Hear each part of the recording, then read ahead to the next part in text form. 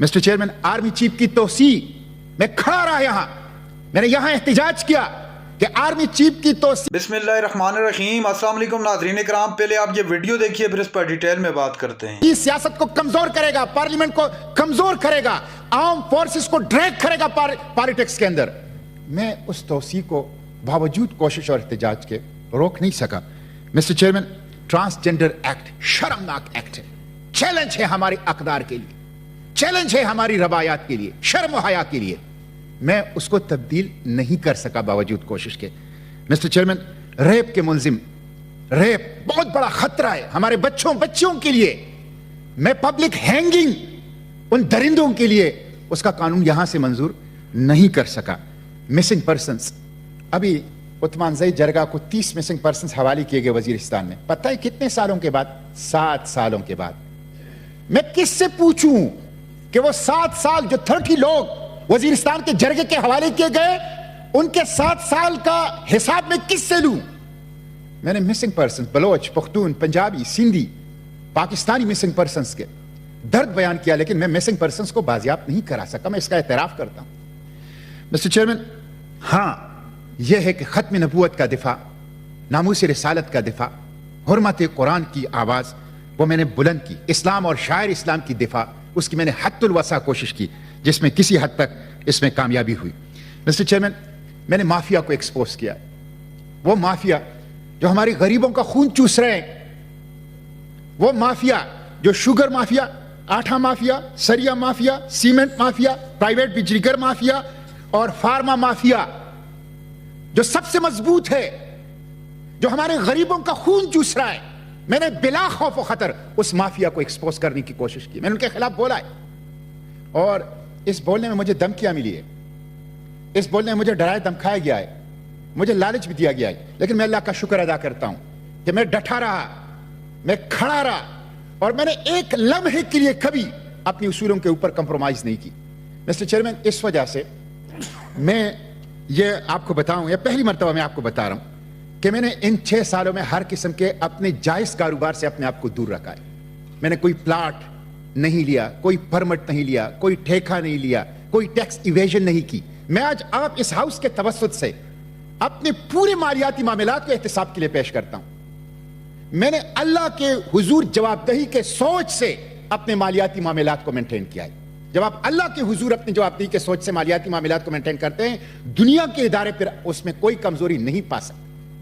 तो मैं आज अपनी मालियाती मामलात को अपने एहतिसाब के लिए पेश करता हूं। मिस्टर चेयरमैन, मैं जायज कारोबार से दूर रहा, और अब जब मैं सेनेट से रिटायर हो रहा हूं तो कम से कम मुझे यह आजादी होगी कि मैं कारोबार कर सकूंगा, कोई बिजनेस कर सकूंगा। और ये मैंने इसलिए किया, ये जायज काम था कि कम से कम वो मेरे यहां सेनेट की कारकर्दगी में रुकावट ना बनी। तो मिस्टर चेयरमैन, मैंने ये काम किया है। मैं आखिर में अपनी गुफ्तगू समेटते हुए चंद बातें मसाइल के हल की तरफ करूंगा। एक चीज तो यह है मिस्टर चेयरमैन कि सबसे पहली चीज यह है कि अगर हम पाकिस्तान को ट्रैक पे लाना चाहते हैं तो सिविलियन सुप्रीमेसी इस कानून कॉन्स्टिट्यूशन के मुताबिक सिविलियन सुप्रीमेसी नहीं है। कोर कमांडर कॉन्फ्रेंस ने अभी कल परसों प्रेस रिलीज जारी किया कि हमारा इलेक्शन में कोई काम नहीं था। यह 21वीं सदी का सबसे बड़ा मजाक था। प्रेस रिलीज से वजाहतें ना करो, इकदामात से वजाहतें करो, अपने अमल से सबूत दो कि आपका इलेक्शन और पॉलिटिक्स में कोई काम नहीं है, तब अवाम मानेंगे। इसलिए मिस्टर चेयरमैन, सिविलियन सुप्रीमेसी बुनियाद है। जब एक साबिक वजीर साहब कहते हैं कि जनरल बाजवा और जनरल फैज पार्लियामेंट से कानून साजी करवाते हैं, 22 ग्रेड और 21 ग्रेड का अफसर पार्लियामेंट को उठाता और बिठाता है, तो मिस्टर चेयरमैन, इस कॉन्स्टिट्यूशन के मुताबिक कहां सिविलियन सुप्रीमेसी है? यह बात याद रखें, जब तक इस बाबाई कौम के विजन के मुताबिक ट्रू डेमोक्रेसी नहीं होगी, हाइब्रिड डेमोक्रेसी होगी और सिविलियन सुप्रीमेसी नहीं आएगी, कभी माशी मसाइल हल नहीं हो सकते, कभी सियासी मसाइल हल नहीं हो सकते, कभी पाकिस्तान ये मुल्कों की बिरादरी में सर उठा के नहीं चल सकता। बुनियाद है पाकिस्तान की बका का सिविलियन सुप्रीमेसी।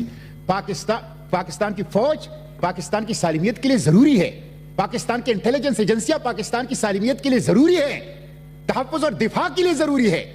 उस तनाजुर में हमें उससे प्यार है, लेकिन सियासत और इंतखाबात के मामलात में मुदाखलत, ये हलफ से भी खिलाफ वर्जी है, दस्तूर की भी खिलाफ वर्जी है, اور پاکستان کے ساتھ کوئی نیکی نہیں ہے، اس لیے اس کے حوالے سے ہم تنقید کرتے رہیں گے۔ مسٹر چیئرمین، پہلی بات سویلین سپریمیسی۔ دوسری بات، سیاسی جماعتوں کے اوپر میں تنقید نہیں کرتا۔ میں نے کبھی یہاں ایک تو ذاتی تنقید نہیں کی، شخصیات کی تنقید نہیں کی، میں نے ہمیشہ اصولی بات کی ہے۔ کسی کی سخت بات بھی ہوئی ہے تو میں نے اس کو برداشت کیا ہے۔ سیاسی جماعتوں پہ بہت زیادہ تنقید ہوتی ہے، میں اس پہ تنقید نہیں کرتا، لیکن میں جاتے جاتے یہ کہوں گا کہ سیاسی جماعتوں کو انٹرنل ڈیموکریسی لانی چاہیے، سیاسی جماعتوں کو پرفارمنس ڈیلیوری کے اوپر نظر رکھنی چاہیے، سیاسی جماعتوں کو نظریاتی ورکر کو اہمیت اور حیثیت دینی چاہیے، ڈی این اے کی بنیاد پر عہدے تقسیم نہ کریں، میرٹوکریسی کریں، اہلیت اور میرٹ کی بنیاد پہ کریں۔ ناظرین اکرام، آپ نے ویڈیو دیکھی مشتاق احمد کی تل کا خیز قسم کی گفتگو۔ ایک تو انہوں نے کھل کر بات کی الیکشن کے حوالے سے، دوسرا انہوں نے صاف الفاظ میں جو کور کمانڈر کانفرنس ہوئی تھی اس متعلق انہوں نے بات کی۔ آپ نے ڈیٹیل میں ان کی بات سنی۔ ناظرین اکرام، اس وقت جو ایک اور مسئلہ کھڑا ہو گیا ہے وہ اڈیالہ جیل کا معاملہ ہے۔ اڈیالہ جیل میں اس وقت عمران خان قید ہیں، یا بخوبی جانتے ہیں، اور آج پاکستان تحریک انصاف کی سینئر لیڈرشپ جو ہے وہ وہاں پر پہنچی ہوئی ہے، اور اطلاعات مل رہی ہیں کہ عمران خان کی جان کو خدا نخواستہ وہاں پر کسی قسم کا کوئی خطرہ ہے۔ تو اس وقت پاکستانی سیاست میں آلریڈی اتنے زیادہ مسائل ہیں کہ اللہ نہ کرے اس طرح کا کچھ معاملہ ہوتا ہے تو مزید مسائل الجھائے جا سکتے ہیں، مزید مسائل پیدا ہو سکتے ہیں۔ عمران خان کی سیکیورٹی اور عمران خان کا تحفظ جو ہے حکومت وقت کی ذمہ داری ہے، ریاست اس کی ذمہ دار ہے۔ اور جو یہ خبریں پھیلائی جا رہی ہیں کہ اگر اس طرح کا خدا نخواستہ کوئی معاملہ ہے تو عمران خان کو مزید سیکیورٹی حکومت کا کام بنتا ہے کہ ان کو پرووائڈ کی جائے۔